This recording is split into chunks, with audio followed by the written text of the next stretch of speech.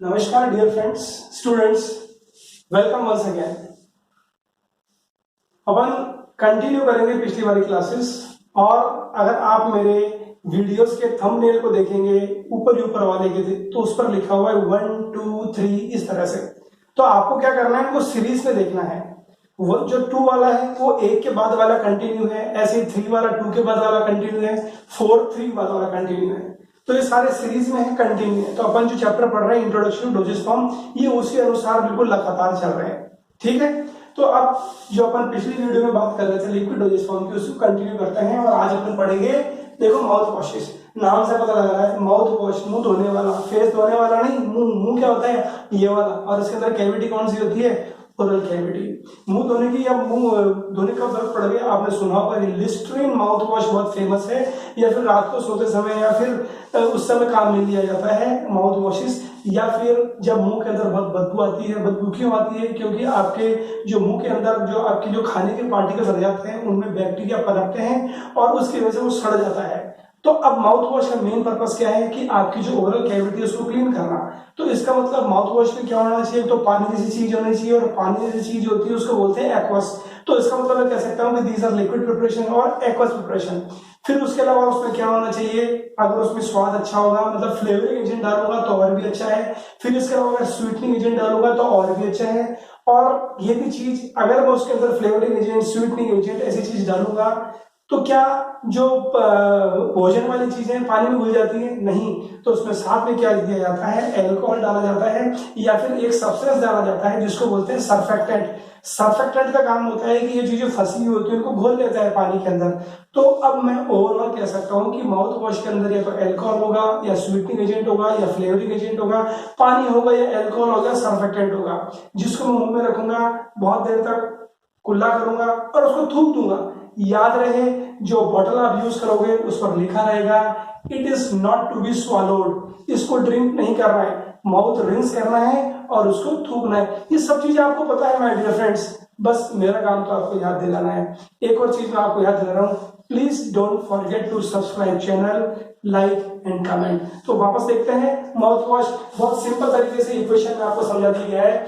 Mouth wash में water होता है, water plus flavouring agent plus odouring agent. तो प्लेजेंट है, प्लेजेंट का मतलब होता है भाने वाला, वो भा जाएगा। और काहे के लिए होता है, बक्कल कैविटी या तो बक्कल कैविटी, ये ओरल कैविटी बात एक ही है। और उसका मेन पर्पस क्या है, टू क्लीन और डीओडराइज। क्लीन मतलब साफ करना, डीओडराइज मतलब होता है बदबू खत्म करना।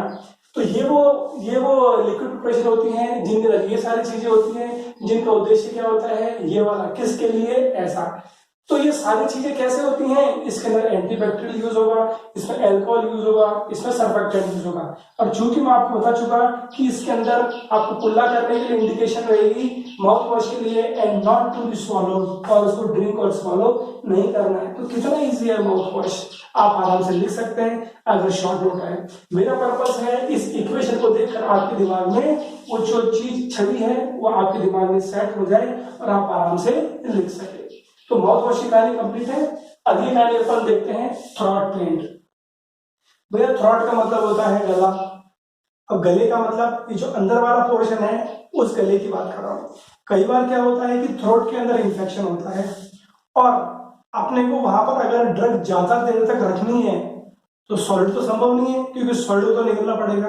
तो क्या करते हैं अपन, लिक्विड डोजेज फॉर्म डेवलप करते हैं। और वो लिक्विड डोजेज फॉर्म भी ऐसे जो गाढ़े होते हैं, जो विस्कस होते हैं। भाई पानी तो विस्कस हो नहीं सकता, पानी पी लो।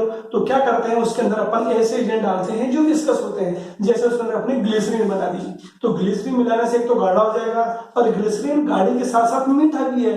तो यस, यही प्रिंसिपल यूज होता है थ्रॉट पेंट के लिए। तो थ्रॉट पेंट क्या होते हैं, these are viscous liquid for throat infection. ये गाढ़े लिक्विड होते हैं जो थ्रॉट इन्फेक्शन में काम होते हैं। और ये विस्कस क्यों होता है, क्योंकि इसके अंदर ग्लिसरीन बेस होता है, जिसकी वजह से विस्कोसिटी भी बढ़ जाती है और ग्लिसरीन स्वीटनिंग एजेंट का भी काम करता है। बिल्कुल सिंपल थ्रॉट पेंट। ये दूसरा हो गया। आगे चलते हैं, ये आता है इनहेलेशन। इनहेलेशन अगर याद हो तो मैंने पिछली वीडियो में बताया था, इनहेल का मतलब होता है सांस से अंदर रहना किसी भी चीज को। तो इनहेलेशन अब अंदर क्यों लिया जा रहा है? क्योंकि जो पेशेंट था उसके जो रेस्पिरेटरी ट्रैक्ट है, श्वसन का जो ट्रैक्ट है, उसमें कहते हैं ना डीकंजेशन, मतलब कंजेशन हो गया, मतलब कहते हैं ना कि यार छाती बिल्कुल अकड़ रही है, सांस नहीं आ रहा है। तो ऐसी जब होता है, ऐसा इन्फेक्शन होता है, इस केस के अंदर अपन क्या काम करते हैं? इनहेलेशन। आपने देखा होगा कि पेशेंट भाप लेते हैं, स्टीम लेते हैं, उससे क्या है कि उनकी जो जो श्वास नली वो मानते हैं कि वो खुल गई। तो इनहेलेशन उसी पे बेस्ड है। होता क्या है कि ये लिक्विड है और उस लिक्विड के अंदर वोलेटाइल सब्सटेंस होते हैं। वोलेटाइल मतलब उड़ने वाला, मैं आपको बता चुका हूं मेरे वीडियो के अंदर।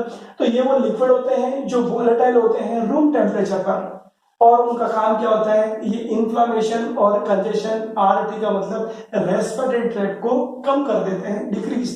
कहने का मतलब these are liquids containing volatile substances which decrease the inflammation and congestion of respiratory tract।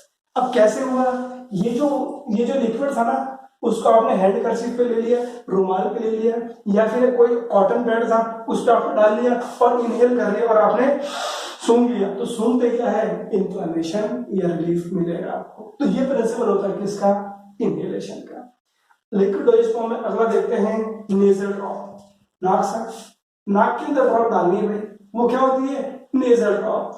अब ये लिक्विड है, नाक के अंदर अपने आप तो दवाई जाएगी नहीं, कुछ डालना पड़ेगा, और जिससे डालते हैं उसको ड्रॉपर। तो these are the liquids which are taken in the nose with the help of a dropper. अब यहां पर आपको याद रखना है कि ये एक्वस होता है।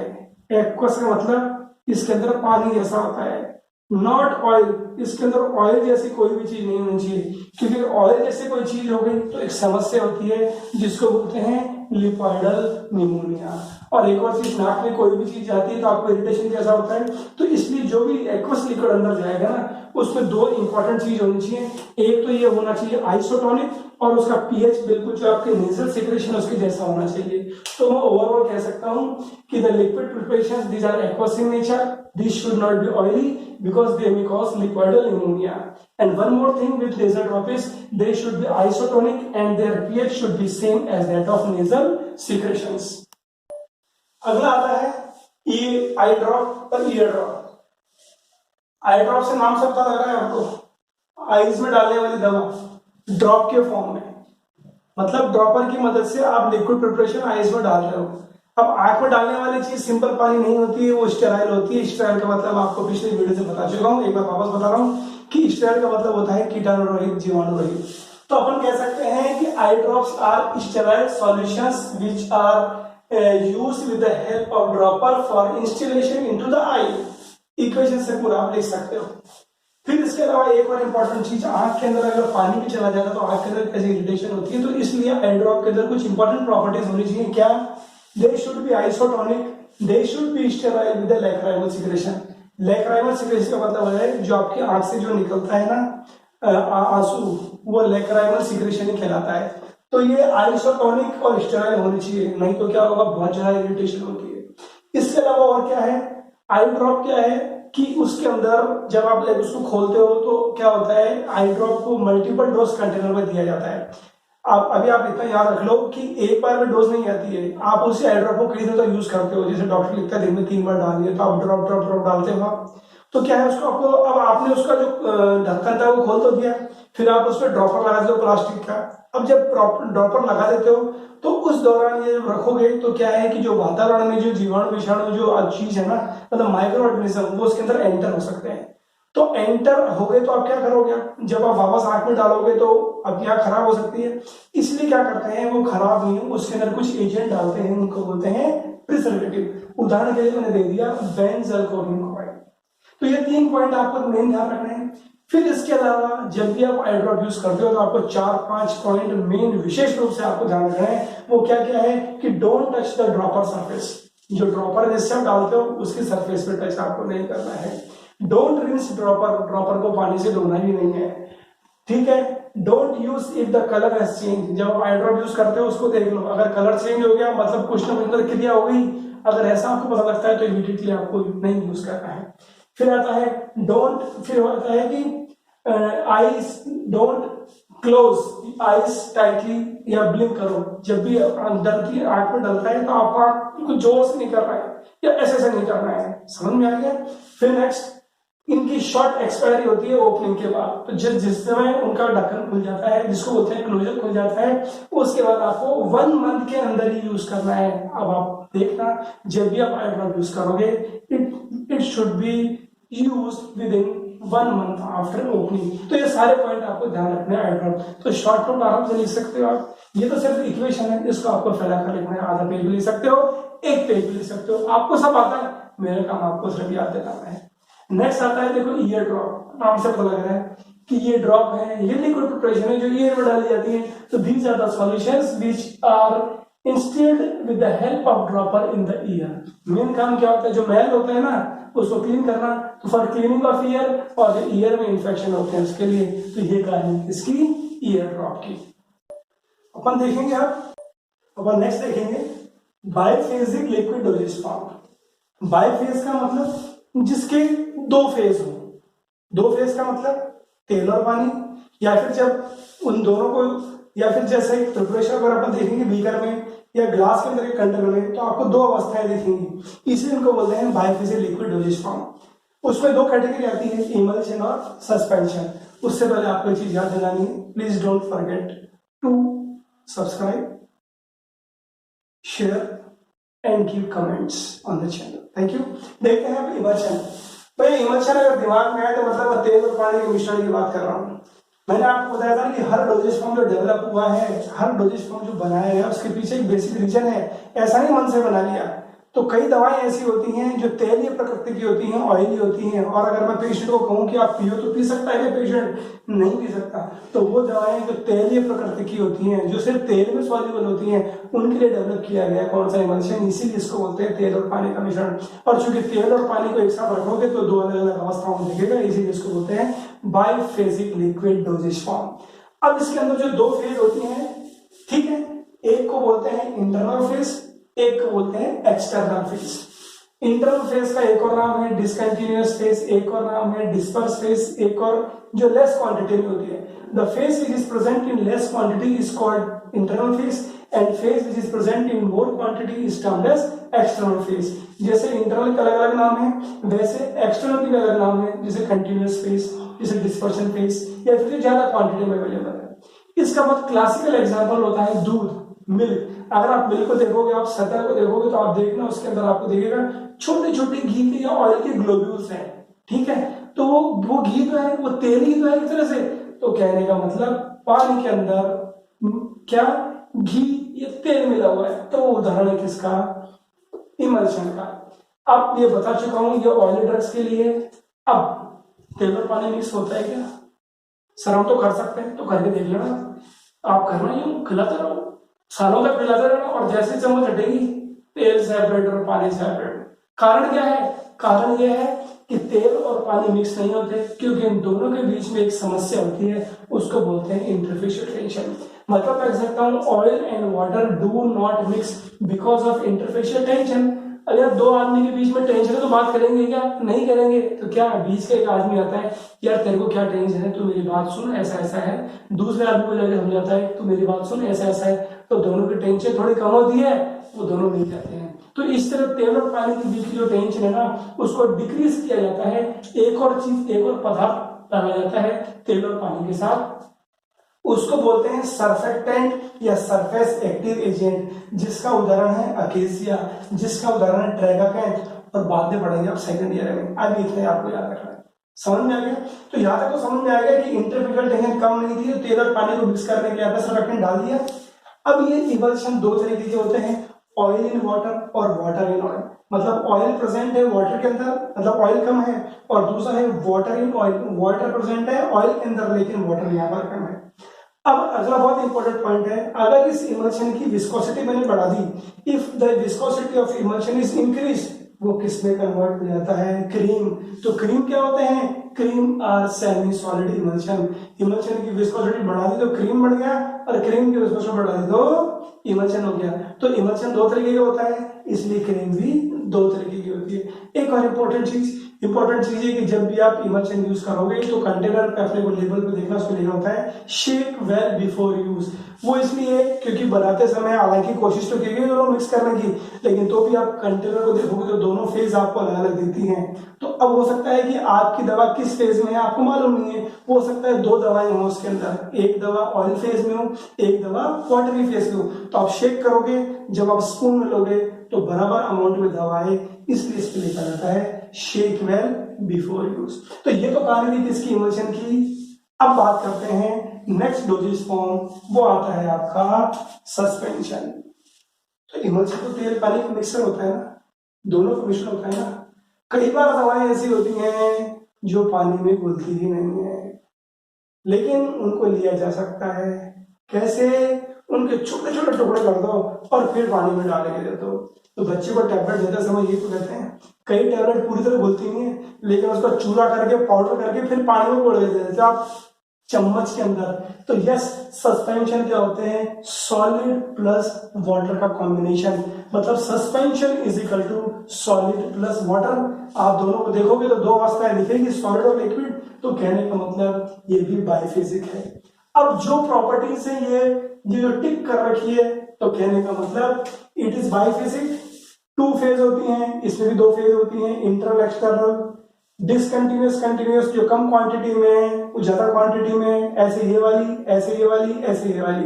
तो जो फेज को यहां बोलते हैं उसी फेज को ऐसा बोलेंगे, फेज को represent in less quantity is discontinuous phase. और डिसकंटिन्यूअस फेज हमेशा क्या रहेगी, इसके अंदर सॉलिड रहेगी, सीधी सी बात है, क्योंकि इमल्शन है। अब जो इससे अलग कहानी है कि वहां पर तो तेल और पानी था, लेकिन यहाँ पर finally divided solids in water, छोटे छोटे सॉलिड के कण वाटर में होते हैं। अब किसके लिए होते हैं, फॉर इनसॉल्युबल ड्रग्स। अगर सॉल्युबल होती तो सॉल्यूशन दे देता ना, मैं बायोफिजिक थोड़ा देता, मोनोफिजिक दे देता, ठीक है। अब इसमें जिस तरह से इमल्शन के अंदर आप यूज करते हो सरफेक्टिंग एजेंट, यहाँ पर यूज होता है सस्पेंडिंग एजेंट। फिर इसके अलावा जैसे ये दो तरह का होता है, ये भी दो तरह का होता है, फ्लोक्युलेटेड और नॉन फ्लोक्युलेटेड। वो क्या होता है बात की बात है, ठीक है। जिस तरह से यहाँ लिखा है शेक वेल बिफोर यूज, यहाँ पर भी लिखा होता है शेक वेल बिफोर यूज। तो ओवरऑल मैं सस्पेंशन के बारे में कह सकता हूँ कि suspension is a बायोफिजिक liquid doses form in which the solid is disperse in the form of fine solids in water. It is meant for insoluble drugs, and for dispersion of the drug I am using suspending agent. It is of two type, flocculated and deflocculated, and the indication for use is shake well before use. Next category आती है अपनी semi solid dosage form की, और उसको start करने से पहले एक बार फिर मेरी रिक्वेस्ट है आपसे, don't forget to share, subscribe and comment the channel. देखिए अपन पढ़ रहे हैं क्लासिफिकेशन ऑफ डोजेज फॉर्म, उसमें अपन ने देखा सॉलिड डोजेज फॉर्म, फिर देखा लिक्विड डोजेज फॉर्म, अब चल रहा है semi solid dosage form. Semi solid का मतलब जो लिक्विड भी नहीं है और वो सॉलिड भी नहीं है। उसके अंदर जो मेन कैटेगरीज होती हैं वो होती है, एक तो ऑइंटमेंट, एक होती है क्रीम, एक होती है पेस्ट, एक है जेल्स, जेलीज, फिर आगे और अपन देखेंगे आगे जब चलेंगे। अब देखते हैं पहले ऑइंटमेंट। तो ये पॉइंट तो आप सब लिख ही सकते हो ना चारों में कि it is a semi solid preparation for skin, ठीक है। ये सेमी प्रिपरेशन है और स्किन के लिए है।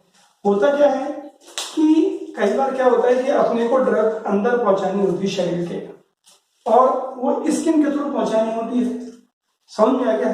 तो अब अपने पास तरीका क्या है कि ड्रग ले लो और जो ड्रग को रगड़ लो, ऐसे संभव है कि चली जाएगी। भाई सॉलिड को अगर मैं ऐसे रगड़ूंगा चौक को या किसी भी चीज को, सॉलिड चीज को, तो अंदर चली जाएगी क्या? नहीं जाएगी। तो क्या करते हैं अपन, उसका एक बेस तैयार करते हैं, आधार तैयार करते हैं। अब वो आधार कुछ रसायनों का होता है, कुछ केमिकल सब्सटेंसेस का होता है, और अगर वो ऑइंटमेंट के लिए तैयार किया गया तो उसको बोलते हैं ऑइंटमेंट बेस। तो ऑइंटमेंट में क्या करते हैं, ऑइंटमेंट बेस प्लस ड्रग उसको उसमें मिला देते हैं। और मेन पर्पस जो होता है ऑइंटमेंट का वो क्या होता है, प्रोटेक्टिव एंड इमोलिएंट। वो प्रोटेक्ट करता है स्किन को, और इमोलिएंट, इमोलिएंट का मतलब होता है जो सॉफ्टनेस प्रोड्यूस करे, स्मूथिंग इफेक्ट प्रोड्यूस करे, ये इफेक्ट होता है। अब होता क्या है कि ऑइंटमेंट को जब लगाते हैं ये स्किन में जाती है और स्किन में से पेनिट्रेट होती है, penetration of drug in skin और फिर एक्शन मिलती है। तो ऑइंटमेंट लगाने के बाद सिंपल छोड़ देते हो, उसको रगड़ते हो। रगड़ने से क्या होगा, उस बेस के अंदर जो ड्रग है ना वो स्किन के थ्रू पेनिट्रेट होगी, अंदर जाएगी और फिर एक्शन आपको मिलेगा। और अगर यही ऑइंटमेंट आग के लिए यूज कर रहे हैं, if it is use for eye, it is termed as ophthalmic ointment. उस केस के अंदर इसको ऑप्थेल्मिक ऑइंटमेंट बोल देते हैं। और डिटेल में है वो सेकंड ईयर में है आपके, लेकिन अपन सिर्फ इंट्रोडक्शन पढ़ रहे हैं, मतलब शॉर्ट नोट आए इतना ही। तो ये कहानी किसकी, ऑइंटमेंट की। अब बात करते हैं क्रीम की। तो ये अभी क्रीम और इमल्शन में बताया तो था आपको कि जब इमल्शन की विस्कोसिटी बढ़ा दो तो क्रीम बन जाती है। और जिस तरह इमल्शन के सारे कैरेक्टरिस्टिक्स हैं वो सारे क्रीम के होंगे ना, तो yes, creams are semi solid emulsion, creams are having all the characteristics of emulsion. फिर इसके अलावा जैसे इमल्शन दो तरीके के होते हैं, oil in water, water in oil. Creams are also of two types, oil in water, water in oil. तो जैसे वहां सर्फेक्टेंट यूज होता है, यहाँ पर भी यूज होगा। जो कहानी इमल्शन में चलेगी वो कहानी क्रीम में भी चलेगी, सिर्फ विस्कोसिटी का ही डिफरेंस है। तो ये कहानी किसकी, क्रीम की। अब बात होती है पेस्ट की। आपने देखा होगा, मैंने जब थोड़ी देर पहले देखा था, इधर इमल्शन लिखा था, इधर सस्पेंशन लिखा था। तो यहाँ पर जब इमल्शन की विस्कोसिटी बढ़ा दी तो क्या बन गया, क्रीम। ऐसे ही सस्पेंशन की विस्कोसिटी बढ़ा देते हैं तो क्या बन जाता है, पेस्ट बन जाता है। तो पहला पॉइंट जैसे आपको पता है कि paste is a semi solid dosage form, it is a suspension in which the viscosity is increased and it is converted into paste। ठीक है। अब इसमें होता क्या है कि there is solid in liquid, solids are present in high quantity plus drug। तो drug है और सॉलिड हाई क्वांटिटी में है। तो ये कहानी किसकी, पेस्ट की। नेक्स्ट कहानी आती है जेलीज की। भैया जेली आप समझते हो ना, अगर ईसीजी अगर कभी करवाई हो या फिर इसके अलावा सोनोग्राफी करवाई हो, या फिर डॉक्टर अगर कभी आपने देखा हो कि डॉक्टर किसी कैविटीज के अंदर, रेक्टम कैविटी के अंदर भी, जैसे अगर वो कुछ डायग्नोस करने के लिए ग्लव्स पहनता है और फिर हैंड इंसर्ट करता है, तो क्या करता है, पहले वो कुछ डिवाइस पर कुछ लगाता है, एक चिपचिपा पदार्थ, वो क्या होता है, जेलीज। तो वो ट्रांसपेरेंट भी होती है पर ट्रांसलूसेंट, मतलब दिखता भी और नहीं भी दिखता। तो जेलीज आर ट्रांसपेरेंट और translucent semi solid preparation for external use. ठीक है। They are used for lubrication of catheters, hand gloves etcetera. समझ में आ गया। तो मतलब यहाँ पर काम आ रहा है। और उसमें कौन से एजेंट डालते हैं जिससे बनती है वो, तो स्टार्च, जेलेटिन और ऐसे पदार्थ यूज किए जाते हैं जेलीज की फॉर्मेशन में। याद रहे, अपन सिर्फ इंट्रोडक्शन पढ़ रहे हैं। अब अगला देखते हैं। अगली कैटेगरी में आता है अपने सपोजिटरी। सर ये तो आपने बताया नहीं था क्लासिफिकेशन के समय जब अपने देखा था, तो डेलिबरेटली नहीं बताया था, क्योंकि सपोजिटरी एक ऐसी कैटेगरी है जो सेमी सॉलिड में इंक्लूड होती है और सॉलिड में इंक्लूड होती है।